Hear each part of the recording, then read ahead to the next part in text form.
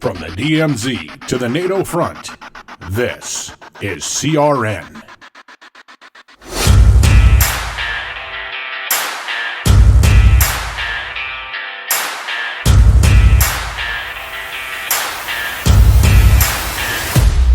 Welcome to the lightning round.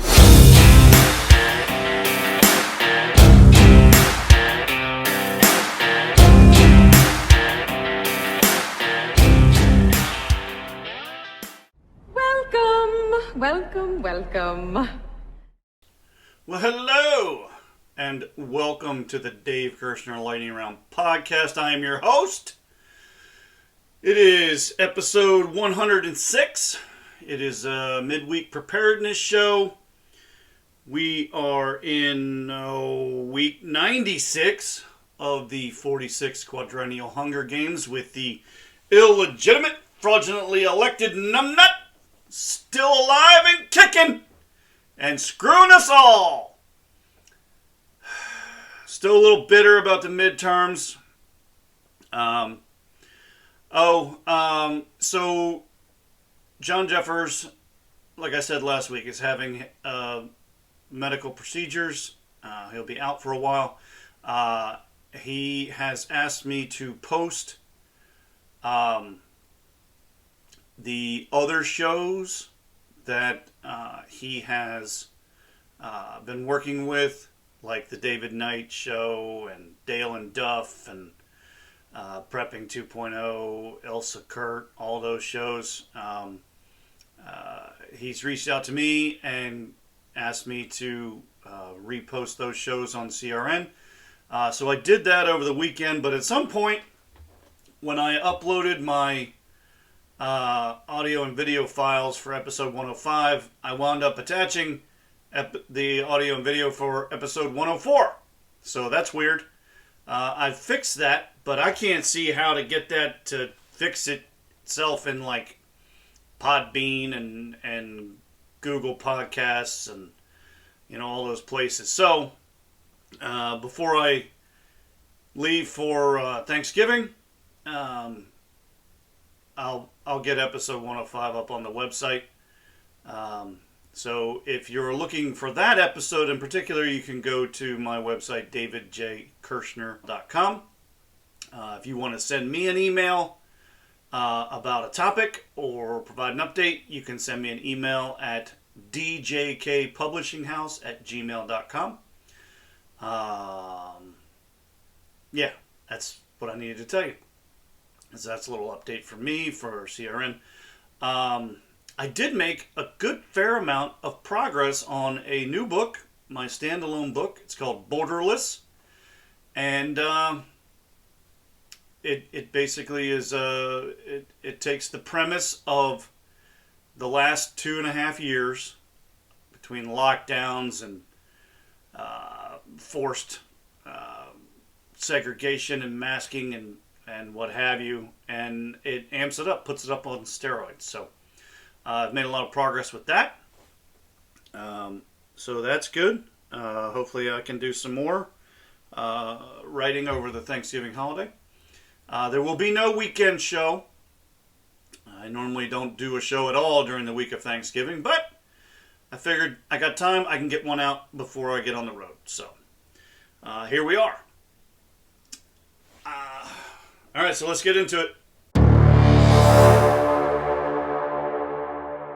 Okay, so I was taking the dog to the kennel earlier this morning, and I was listening to the Salem Radio Network. We have a local radio station here that carries, the big names, and Hugh Hewitt and Dennis Prager and those guys. And there was a guy on today that was filling in for one of I think it's their 9 a.m. show.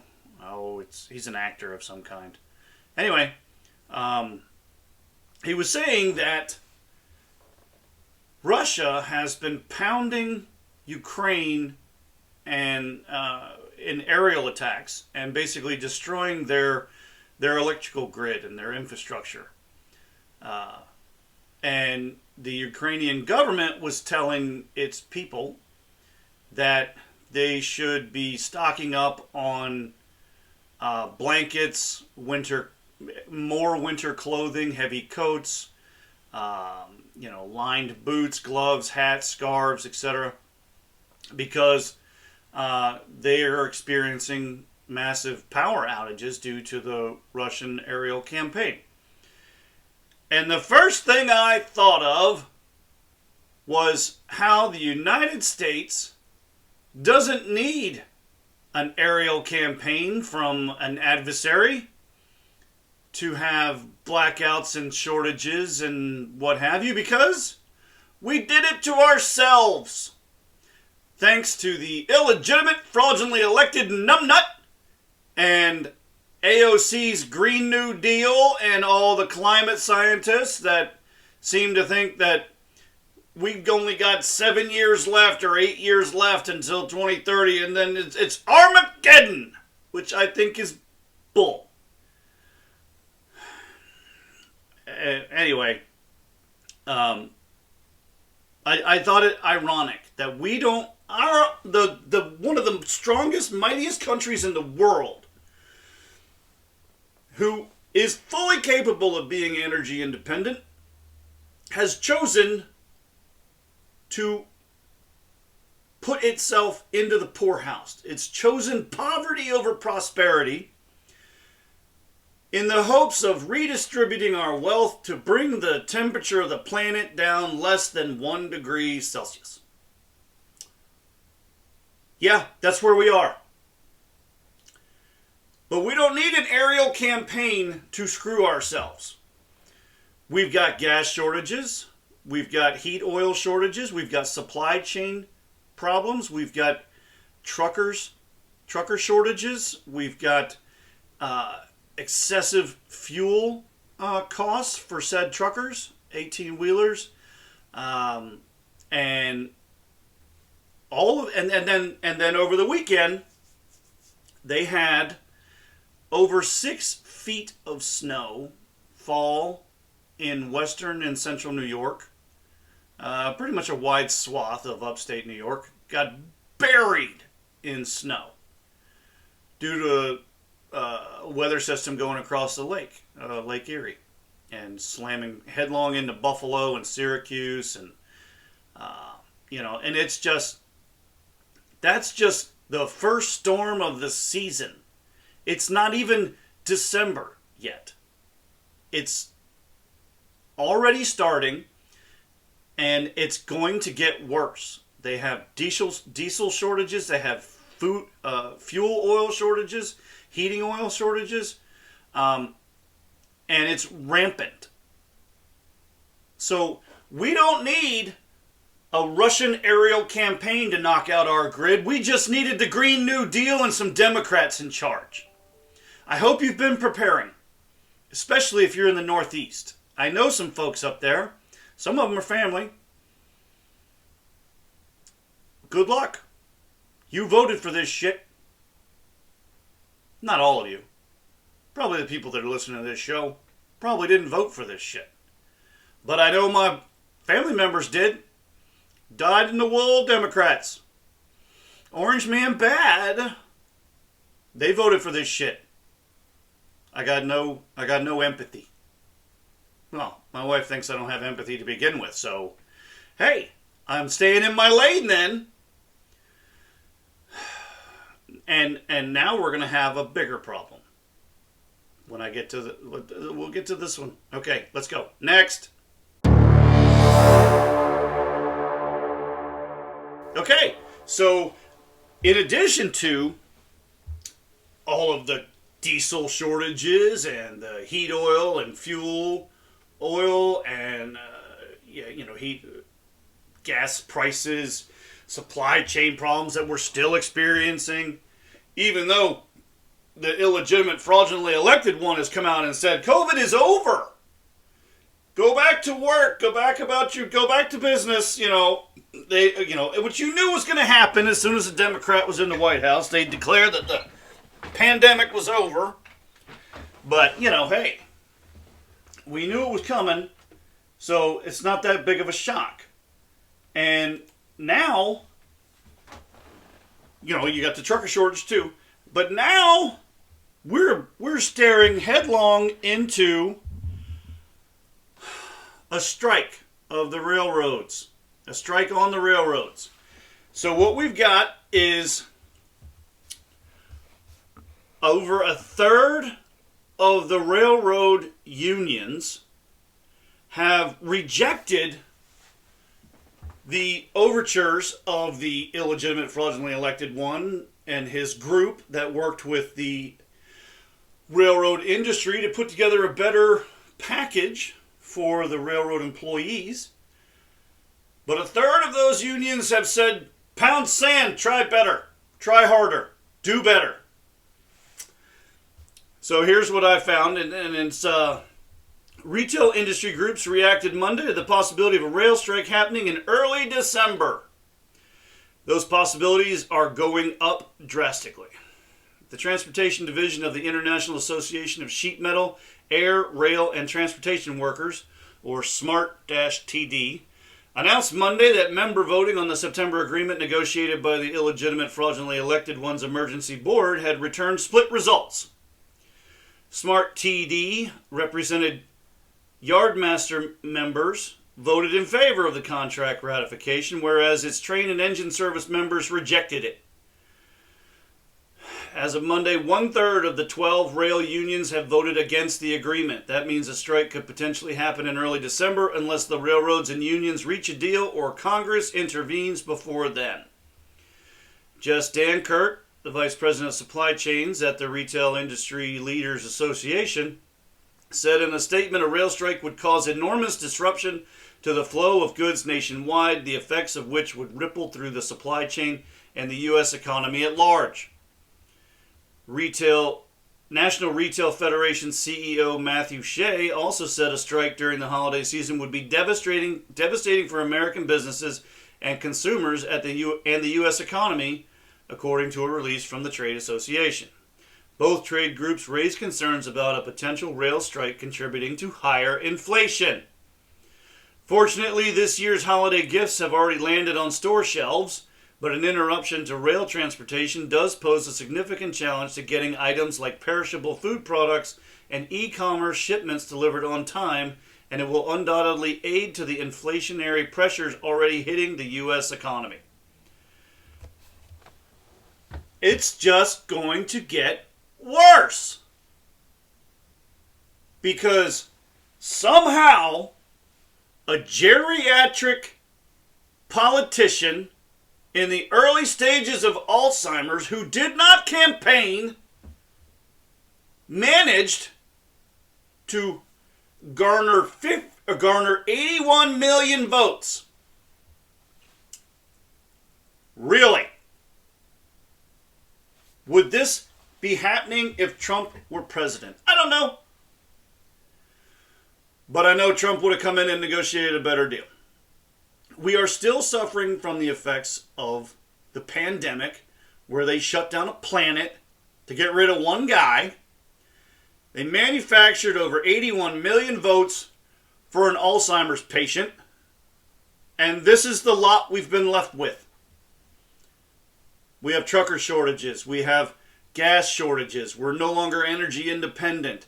We're giving away our entire country for the sake of less than 1 degree. It is boggling, mind-boggling, it's baffling. I don't know how much more I could take. Next.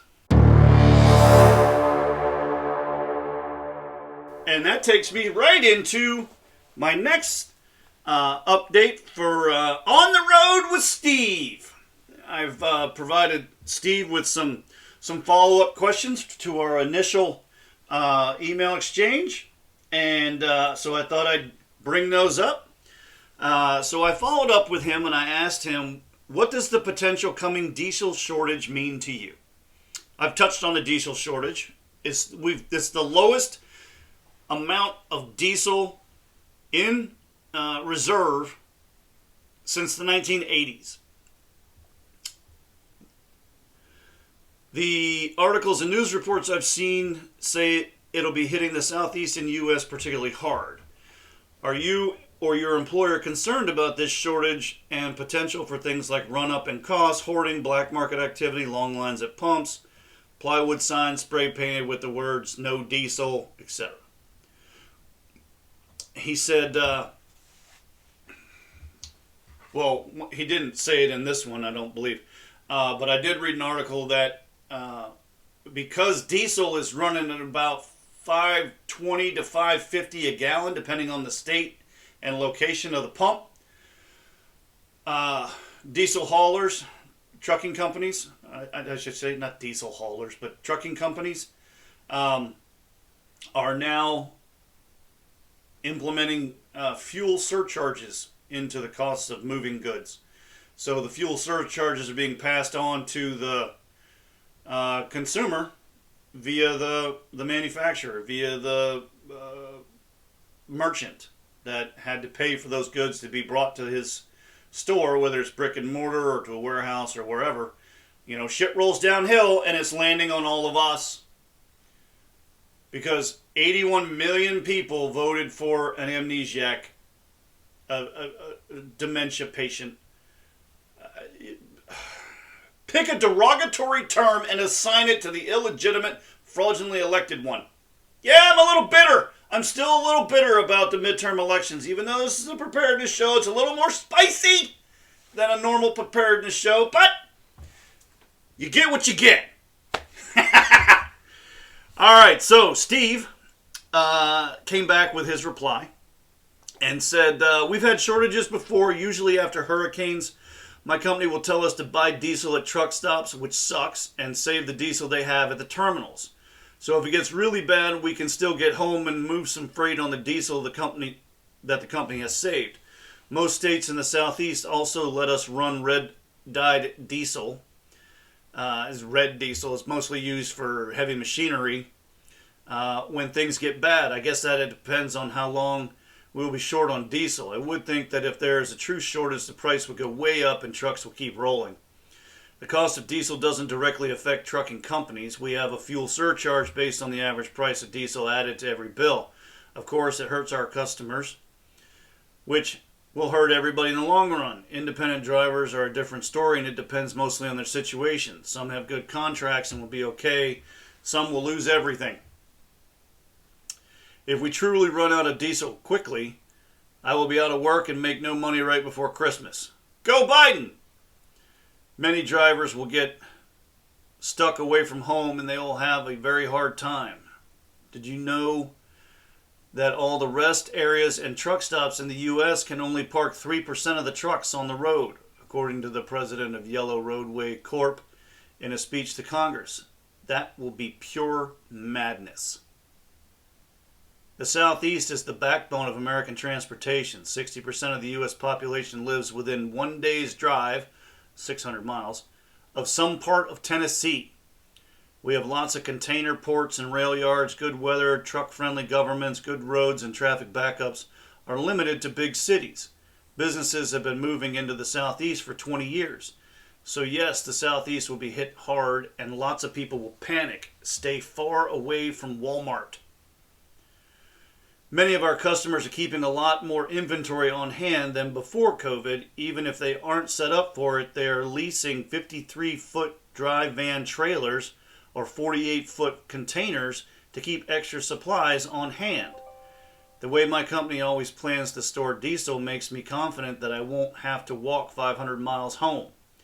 They have no plans to deal with any chaos that may happen. I think they're just going to treat this like a hurricane or some other operational difficulty.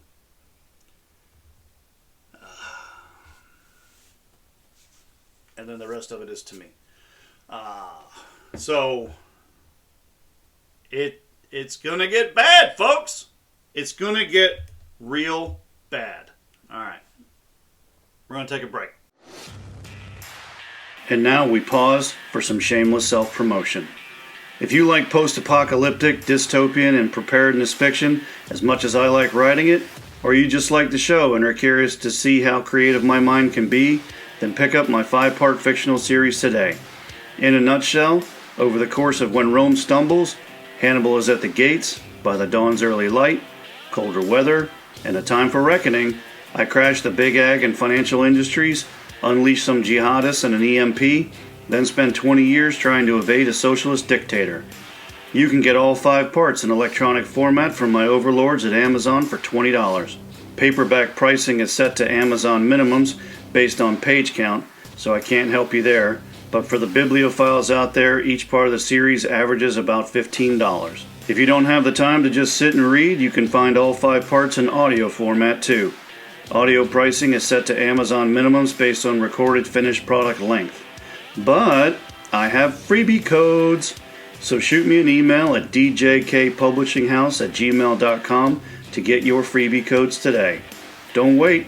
Get a copy of each part of this exciting and action-packed series today. You will not be disappointed. And now, back to the show. All right, so we're back from break, and I got I got 2 articles for you. I hate to be a doomsdayer. I don't like saying things like, "Oh, the sky is falling. We got gas shortages. We got fuel shortages. We got heat oil shortages. We got an administration that is basically shutting down an entire sector of our country because he thinks we should be using electricity to fuel, electric cars I kind of forgot about the fact they got to charge the cars and I'm just curious how long it's going to be before these cars start coming equipped with solar panels on the roof of them so that they can charge the batteries while they're driving around or while it's parked or, it's just crazy. And I don't like being that guy. I don't like talking like that all the time. And, it's just doom and gloom. But that's the world we find ourselves in. If we don't point these things out, then how are people supposed to be prepared for whatever's coming next? It's very frustrating. But I got 2 more articles for you to close out the show. The first one is an article in, actually I think both of them are on askaprepper.com. The first one here is by Kyle B. is the author. And it's called Money Saving Tips from Real Survivors of the Great Depression. If we can use and learn from the experiences of those who came before us, then hopefully we're better prepared for the hard times that lay ahead of us. Like everything that I've already said so far in this show. Here are tips for saving money from real survivors of the Great Depression. The first one is live as a family. In most post-apocalyptic fiction and in other forums, blogs, whether it's just general conversation with other people that are preparedness minded, it's often referred to as doubling up. And you do this to save money. By living as a family, you can not only save money, but have a trustworthy team around you to work through these hard times. During the Great Depression, families stuck together and moved together in search of work. Living under one roof cuts down on the cost of rent, utilities, food, travel, and more. The second one is insulate your home. Homes today naturally come with some insulation, but the more you can insulate, the better. Especially in the colder months of winter, keeping the house heated can be challenging and expensive. Especially you folks in the Northeast, because you're going to be running out of a lot of stuff, and there's likely going to be power outages in the Northeast. If everything that they're saying in the news is true and accurate, the Northeast can expect power outages this winter. Who knows what's coming at the end of winter, but if we get into summer and things are still as bad as they said they're going to be, then one of the things that the folks that survived the Great Depression did was to wet sheets and hang them over the entryways during the summer. They would hang wet or damp sheets over the doors and windows. The water would evaporate during the day, and in doing so would cool the air inside the home. The less strain you can put on your AC means less strain on your wallet. That's assuming that you have power to run your air conditioner. My parents did this next one. They buy produce that is close to spoiling. A lot of older Americans will do this. They buy produce close to its date of expiration. During the Depression, stores were closed on Sunday, and the produce being sold would spoil in the upcoming following week. As such, vendors would drop their prices on Saturday evenings in an attempt to offload all the produce before it went bad. By purchasing produce on Saturday evenings, their families were able to eat for much cheaper the following week. I've done this, and I know some folks that have done it too, is create your own cleaning supplies. Another tip for inside the home is to create your own cleaning supplies. With the adults in the family often taking on daily labor, my grandmother and the other children learned to take up the work around the home. Rather than spending on costly household cleaners from the store, mixing hot water and vinegar can be highly effective for scrubbing away grime. You also can use different ingredients for different applications, like lemon juice, baking soda, things of that nature. So the next one is consider cheaper protein options. We might come down to this, folks. Much of the protein we consume today is either beef or chicken, but during the Great Depression, these types of protein became scarce and expensive. As a result, my grandfather talked about finding cheaper protein options like rabbit, eggs, and even squirrels. As kids, one of my grandfather's favorite meals was fried bologna because it was cheap and easy to make. Eating meals like these may not be ideal, but it was a way for them to keep an entire family fed on an incredibly tight budget. This one's a no-brainer. Start a garden, and then learn how to bake. Well, okay, so for start a garden,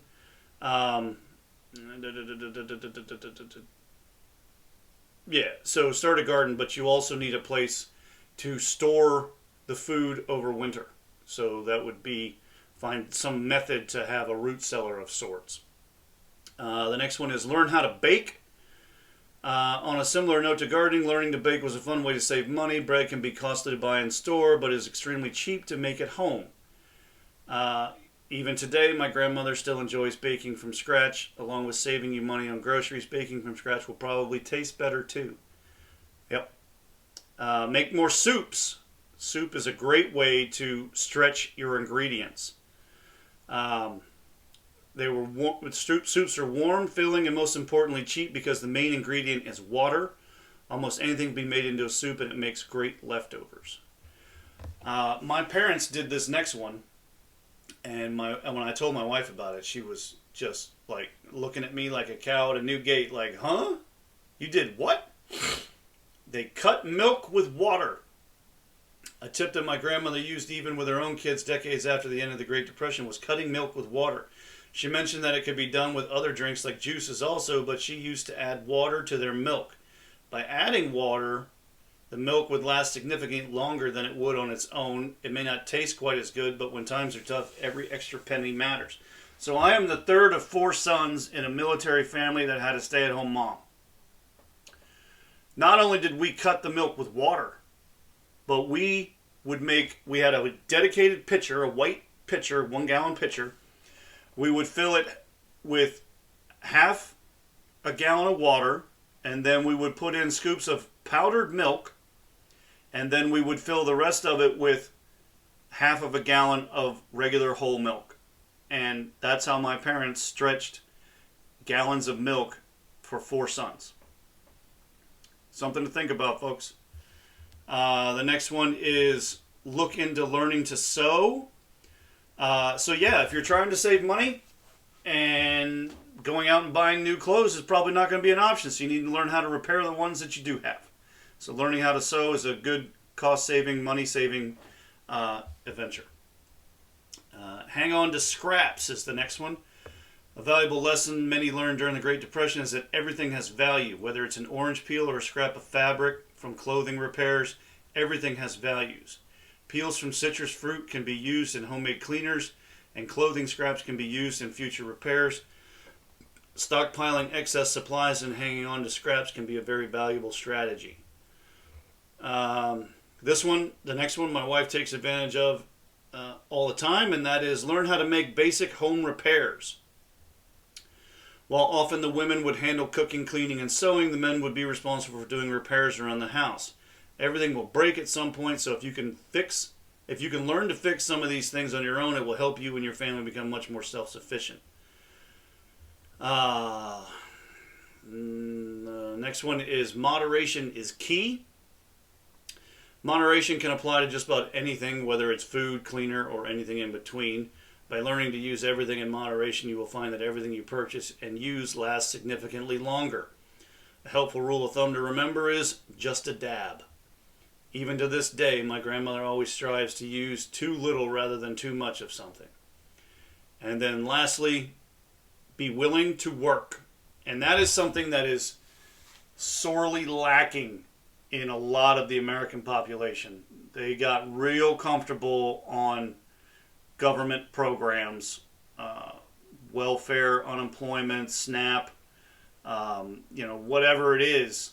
They got real comfortable real quick when they started handing out checks and they started extending the period of time for which you could continue to collect money from the government on the taxpayer's dime so that you didn't have to go to work.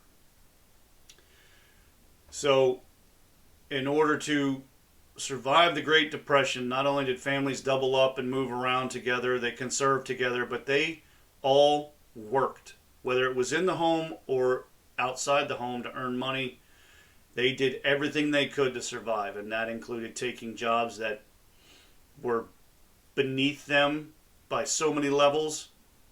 Engineers that took a job sweeping streets just to bring in some money to feed the family. I am reticent to say that I don't see a large swath of the American population surviving anything remotely close to the Great Depression because they are unwilling to work. They want government handouts at every turn, on every step of that lazy trail. It's just, ugh. All right, next. So this final article is titled Midterm Election Results, What Preppers Can Expect. It's written by James Walton and was published again on Ask a Prepper. He writes, America is anxiously awaiting the official results of the latest midterm election. There is one thing we know for sure. Elections in the U.S. have become much more caustic in recent years. Most importantly, what will the results of the midterm election mean to us preppers? What kind of America are we inheriting, and should we prepare for it? And how should we prepare for it? He's got 1, 2, 3, 4, 5, 6 items here. And he starts off with greater surveillance. That's no joke. We have reached a dangerous point with surveillance. It has basically come to life. The surveilling of everything the American people do is an unstoppable force. Whether done through your phone, television, Alexa, smart TV, rings, satellites, or other means we are not even aware of, it's happening. The divisive nature of a two-party system has given way to new boogeymen like militant, violent extremists and political terrorists here within our nation's borders.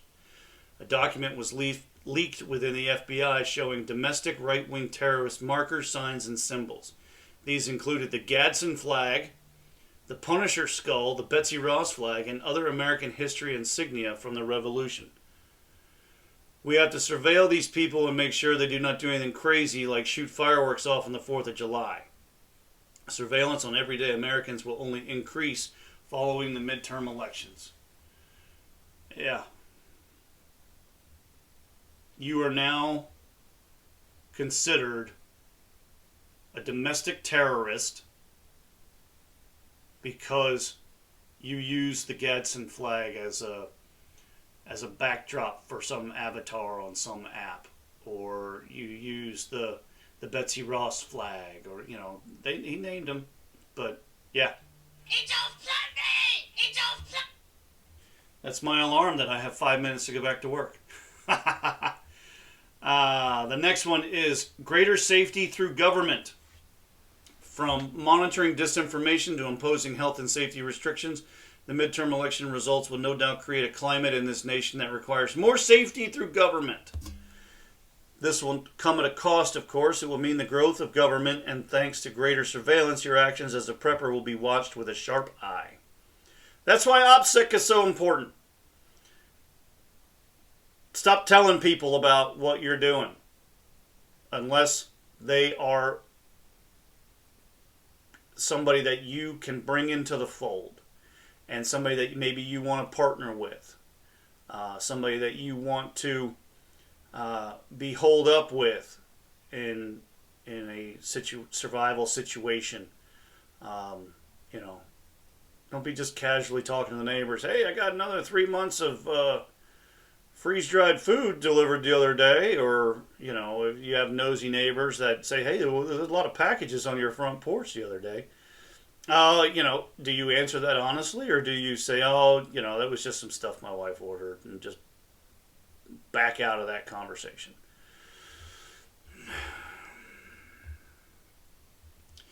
The idea of becoming a prepper is growing. There was a 60-minute piece on it just days ago, and then there was a Bloomberg piece about the next generation of climate change preppers. The idea of self-reliance and independence is not going away. Number 3 is the result is fuel shortage. The results of the midterm elections have assured us that we have virtually no answer to the fuel shortage that is affecting many nations on our planet. America has a lot of oil flowing under our feet. Instead, you need to buckle up and expect higher prices at the pump, higher prices to heat your home, and nations abroad to suffer worst of all. Yeah. Next up, number 4 is food shortages. We're already seeing that. I was in the grocery store the other day, and there was a 4-pack. There was a 4-pack of steaks. Excuse me. And these steaks were maybe 3/8 of an inch thick. Maybe. And they were $25. It was less than a pound. Or maybe it was right at a pound. I don't remember which. But it was $25 for 4 super thin steaks. They didn't look like they were good for anything other than just go ahead and slice them up and put them in some beef stroganoff. You put them in a soup, I guess. But I was $25 for 4 little steaks. Yeah. Not only are food shortages coming, but the inflation is going into this that is beyond belief. My wife did something the other day, and she went and bought a gallon of paint, and because she wanted us to repaint the living room, because the kids are away and we're finding projects and things to do around the house. A gallon of paint was $68. 1 gallon of paint, $68. And when she scoffed at that, the guy at the paint counter said, yeah, the price of paint has gone up 33% this year alone. That's not accounting for how far it went up in 2021 and how far it went up in 2020. $68 for a gallon of paint. Don't tell me inflation's not here. Fuel and food are inextricably tied, so as the price of and availability of food and fuel go up, so will the cost of food. Unfortunately, we may also see a serious drop in production of food brought to market. This is because the cost of farming is already very high, and some farmers have let fields go fallow in the face of things like rising costs and droughts. The next one on this list, number 5, is higher and higher prices. We already talked about that. It's ridiculous. Some of these, like they've got a picture here that says that a gallon of gas in this particular place is $8.05. I don't know where that was taken. I'm assuming that's in Europe. I don't remember ever seeing $8 a gallon, but who knows what happens in California. And then lastly, he's got civil unrest. The American people put so much energy into the outcome of elections that this election will undoubtedly end in civil civil unrest of one kind or another. We didn't see that. But we are seeing more and more attacks of a political nature, whether it be attempted attacks on sitting members of Congress or the Supreme Court. But we're also seeing ideology play a role. There was a shooting at a bar in Colorado Springs just the other day. It's sounding more and more like that establishment was targeted because of its, I guess it was a gay bar, maybe. I'm not sure. But it was targeted by an individual. All the facts haven't come out yet, but that's what they're saying right now. So it's a crazy world, folks, and you need to be prepared to survive it and avoid it. You know, if you can get out of the cities and out of the suburbs and get your own little piece of land and you know, start raising chickens and rabbits and goats and sheep and cows or, you know, pigs or whatever it is you're inclined to raise, get your garden going. You know, the more self-sufficient you can become, the better insulated you are from all of this craziness that's going on. All right, folks. That's the show. There will be no weekend show due to Thanksgiving. So safe travels to all of those that are headed out on the road. I hope you have a warm, safe Thanksgiving holiday with loved ones, friends, and family. So be good, stay safe, keep your head on a swivel. I'm out. Happy Hunger Games, and may the odds be ever in your favor.